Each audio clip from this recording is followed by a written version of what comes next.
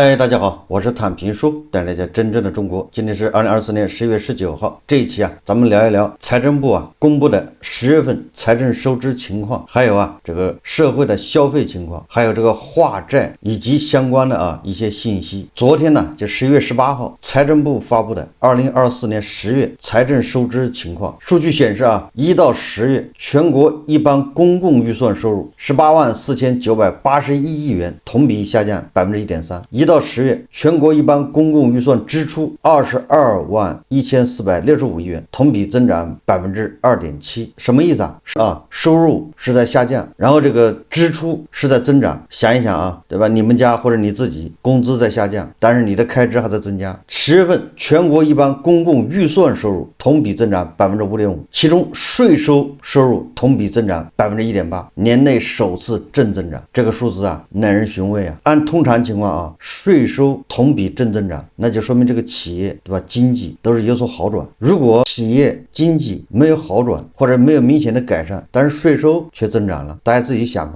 这个也是年内首次实现正增长。也就是10月份税务部门辛苦了，要加鸡腿。有很多企业都接到了补税电话，这个大家可以看媒体报道甚至连那些直播带货的那个主播都接到电话。从这个税种看说10月个人所得税增长5.5%，为4月份以来首次正增长。股票成交额显著放大，带动证券交易印花税大幅增长1.53倍。10月份你的个人收入涨了没有？个人所得税增长5.5%，其中1到10月全国一般公共预算收入里面，全国税收收入同比下降4.5%，就是前10个月咱们累计的税收收入下降4.5%，但是非税收入同比增长15.3%。10月份比前9个月那增长更快。我记得前9个月非税收入大概只有13%增长，这个加了个10月份之后就是15.3%的增长。所以10月份税收在增长，非税收入也在增长。大家感觉到了什么了没有？双双的增长，也就是税务部门的人以及其他职能部门有罚款权利的部门10月份都立下了汗马功劳对吧？都要加鸡腿，辛苦了，说明这个政府的财政收入非常困难。我们都知道跟经济相关的三驾马车：投资、出口、消费。我们先看消费，这个消费我们看龙头，就全国的社销总额还是在增长，但是北京1到10月实现社会消费品零售总额11590亿元，同比下降1.3%，这是北京是在下降的。上海1到10月社会消费品零售总额14927亿元，同比下降2%，说明北京、上海这两个地方这个消费是在下降。这个很显然形势不容乐观呢。我们再看看这个经济评观察，钟振声这个就是平安证券首席经济学家，他发了一篇文章叫外需近优浮现。他观察到的比如说内需他说本周货运维持增势，居民线下经济活跃度有所回落。11月上旬居民消费品商品消费表现亮眼。线下活动方面它指什么呢？它是根据本周百度迁徙指数同比继续提升，而24城地铁客运量同比持平，国内航运客运航班同比涨幅收窄。本周全国电影日均票房收入约10339万元，也就是将近1个亿，较去年同期高2.1%，同比涨幅较快收窄。它这个都是本周和上周比，这是内需外需呢，它是本周中国出口集装箱运价回升，但领先指标回落。11个月前10个工作日，韩国出口同比增速回落0.1%，近4周港口集装箱外贸占比5成，通常运输、机械设备、服装、家电、轻工产品吞吐量同比增速6.3%，较前值低0.2个百分点。也就是说，从11月这周开始集装箱的这个吞吐量就是出口增速已经开始放缓，外需的引油进线。这是平安证券首席经济学家他的观点11月第3周。所以从形势看这个是非常不容乐观的。就是内需你通过北京、上海看出它还是不振。这个北京、上海也都采取了什么这个家电补贴这个刺激力度你也不能说它不大。虽然那个代金券那些什么补贴那券不好用，但毕竟它有。就在这么刺激之下，这个社会消费品总额还是在下降的。那外需呢，现在也在出现这个增速放缓，也就是说比前面1个月恐怕要差。目前啊，经济形势啊就是这样。那这个政府啊，收入在下降，支出在增加，你不能全靠税务部门，全靠这个职能部门，对吧？去提高那个税收啊，去补税，去这个罚款，对吧？这个只能叫饮鸩止渴啊。所以说啊，那个6万亿的化债方案紧急出笼，而且现在已经啊叫马不停蹄啊，夜以继日的已经动发行工作。媒体报道啊，全国人大常委会11月8日批准有关议案后，就是这个6万亿啊，财政部11月9日将6万亿债务限额下达各地，指导督促地方抓紧履行法定程序，就是额度给了每个地方，每个地方它也履行地方人大的一个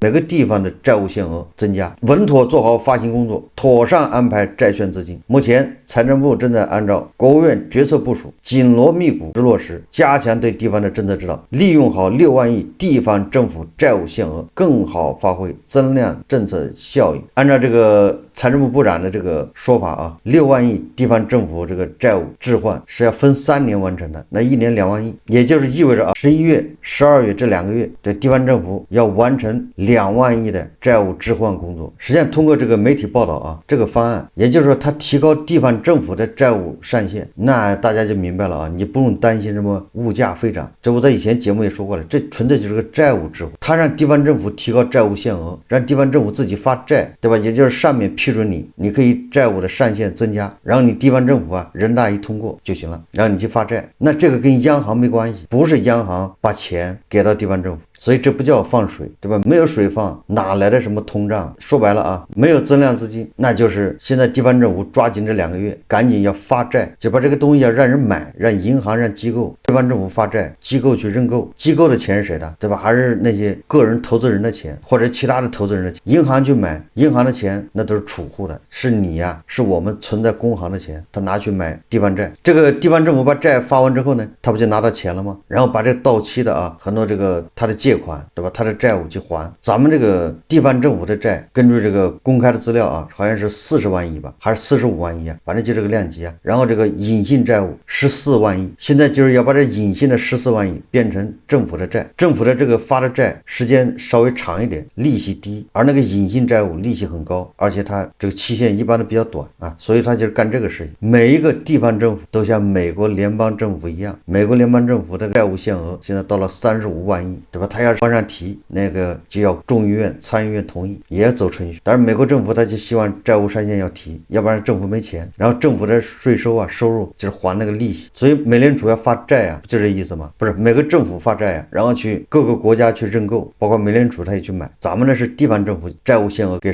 提高，对政府来说，你比如说给河南分到3000亿，那河南就多了3000亿花，反正这个钱啊以后再说，以后永远是发新债还旧债。所以大家记住了，它又不是简简单单的说把债换一下的那么简单，你这相当于给地方政府又一笔新的这个资金，虽然央行没给他钱，但是他自己去借的，跟市场上借的，借了这个钱到期怎么还？发新债还旧债。所以地方政府他就还这个利息就行，他能保证这个利息啊还得起。这就会导致什么呢？导致各种各样的这跑冒滴漏啊，是吧？这种浪费无效投资，继续啊叫一路狂奔呢。咱们再看几个报道，你就知道这个钱会流到哪里去，对韭菜的影响是什么。首先一个报道啊，最近啊，甘肃兰州一位村民在社交媒体上发视频称呢，村里道路上新换的井盖质量差，一碰就碎。这个当然啊，会给来往通行的这个村民还有路人带来安全隐患。为什么还有这么质量差的井盖出现在道路上面？然后央视啊去进行了调查，大家看一下这个央视的视频。1月14日，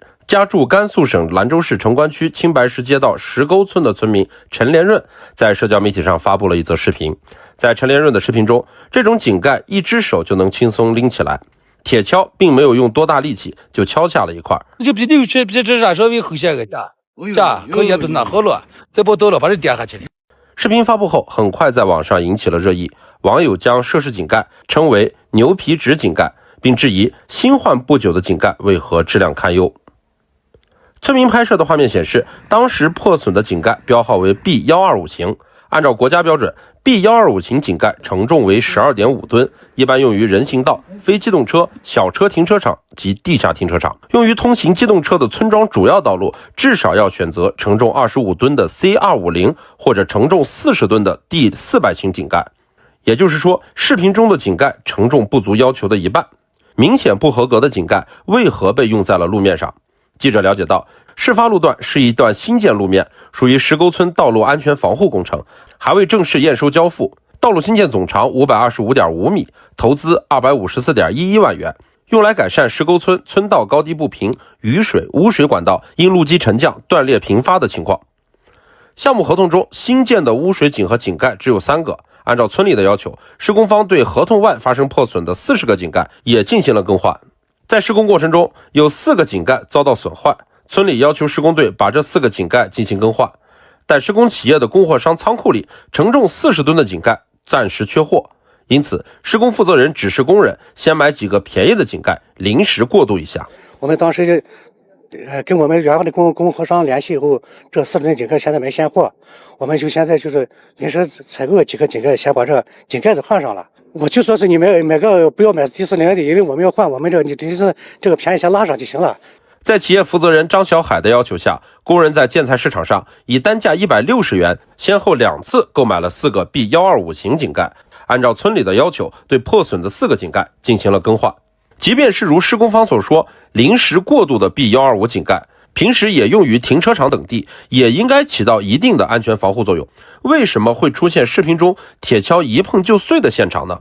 实际上，现场施工人员在安装井盖时，不仅清楚井盖的标号不合格，而且发现井盖质量也不过关，重量明显偏轻。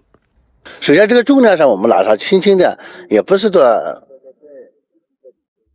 肯定看了这个东西是不合格的。当时我们谁也知道这个东西不合格的，就是想着是我们钱这个货到了以后，拿来就换掉就行了。尽管井盖标号不合格，质量存疑，施工方还是抱着侥幸的心态，把4个不合格井盖铺在了路面上。11月13日，石沟村组织植树活动，吊车和洒水车的碾压让其中一个井盖出现了裂缝，并被参加植树的村民发现，于是拍摄了视频发布到了社交媒体上。总台记者来到了石沟村，看到视频中的井盖已经被更换，记者也找到了视频的拍摄者陈连润，他告诉记者，除了视频中的那个井盖外，还有另外3个井盖也有问题，已经于15日更换完毕。目前，当地纪委监委、市场监管、住建等部门已经成立了联合调查组，对涉事人员责任进行调查。此外，涉事4个井盖也被送到专业机构进行鉴定，井盖的生产和销售溯源工作正在进行。这个井盖啊，看上去有点像黑科技啊，高科技产品，碳纤维的，虽然轻，但是强度大呀。牛皮纸井盖，哎，就问你服不服？这里面什么原因大家都清楚，绝对不是，对吧？这些施工人员假的那么简单，这里面就是贪污腐败，以次充好，怎么就那么巧啊？就4个井盖，你拍的那4个井盖正好就是缺4个，这个就是清明节烧报纸啊，糊弄西安人呢。据当地村委会说啊，一个井盖报价是5700块，实际支付是70块。就实际买这个井盖70块钱，但是作战是5700块，这个比那个俄罗斯国防部啊在库尔斯克修的那个龙牙防线那还要厉害啊！那个龙牙防线一个水泥锥啊也是将近3000人民币啊，那个实际恐怕成本也就几十块钱。你看到咱们这儿这个井盖70块钱买了个牛皮纸井盖，报价呢可是5700块啊！哎，这是出事了，一查出4块，其他都是好的。你要不查呢，那不就这样了吗？你说这钱去哪儿了？有人说啊，这个不要紧，对吧？能用就行，你只要不过大车，对吧？你农村的小3轮车没事，小汽车也没事。那我们再看一个有事的，又是央视新闻啊，报道说11月18日早7点35分，吉林省白城市滑冰馆屋顶发生部分塌落。根据这个吉木新闻消息啊，白城经济开发区管委会工作人员告诉记者，18日上午，白城市滑冰馆确实发生了坍塌事故，相关负责人正在现场调查，事发场馆归白城市文广旅局主管。根据这个有媒体啊扒出来了啊，白城市文化广播电视和旅游局关于白城市滑冰馆建设项目竣工决算审计报告整改报告显示，该项目实际完成投资1445万余元，该项目建设结算工程价款5967万元。大家看视频啊。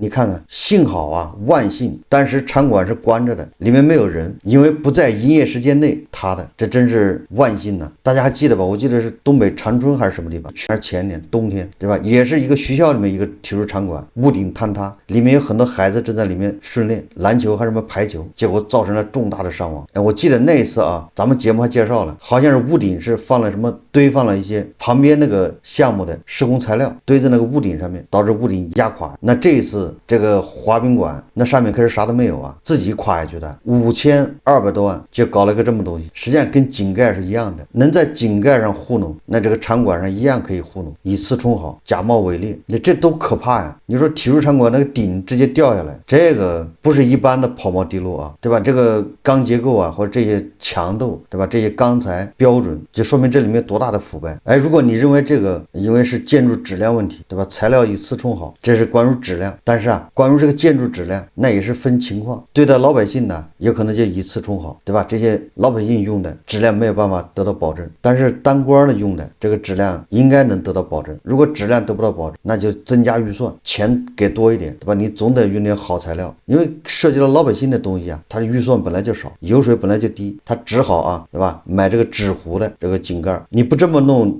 没有油水啊，那个体育馆5000多万不够分呢。所以说啊，对待这些干部的，对吧？不是老百姓用的，他很有可能增加预算，就是钱给的多一点，你够分，你是不是就多少用点好材料？这个是成都城投集团公示公告，叫西藏自治区成都老干部休养基地勘察标段招标公告。招标条件啊，他先介绍本招标项目西藏自治区成都老干部休养基地啊，这是成都城投啊公示的这个招标项目啊，这个项目是西藏自治区发展和改革委员会以藏发改投资批准建设，项目业主为西藏自治区人民政府办公厅，建设资金来自国家投资、政府投资，招标人为成都城建投资管理集团有限责任公司。这个项目建设地点是四川天府新区双流区片区，建设规模啊，这个项目总用地面积649.7亩，规划总建筑面积145万平方米，其中地上建筑面积103万平方米，地下建筑面积42万平方米，工程投资约106.86亿元（括号不含土地费用）。什么意思啊？这土地钱还没算啊，只算建筑106.86亿。我记得这个政府不是3令5申的要求不准建什么新建楼堂馆所吗？那这个老干部休养基地算什么？老干部休养基地要花建筑啊，就是不含土地要107亿。大家都知道啊，那土地不更贵吗？那